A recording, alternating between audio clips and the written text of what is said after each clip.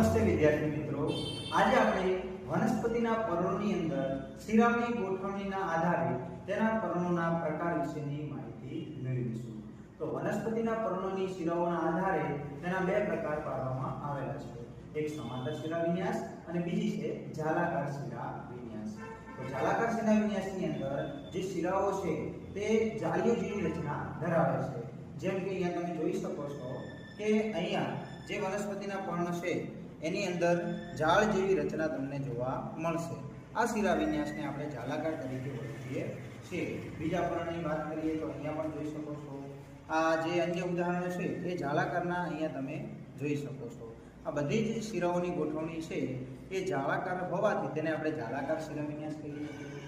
અને બીજો પ્રકાર છે એ સમાંતર શિરા વિન્યાસ છે. તેમાં વનસ્પતિના પર્ણોની અંદર શિરાઓની ગોઠવણી સમાંતર કરેલી હોય છે.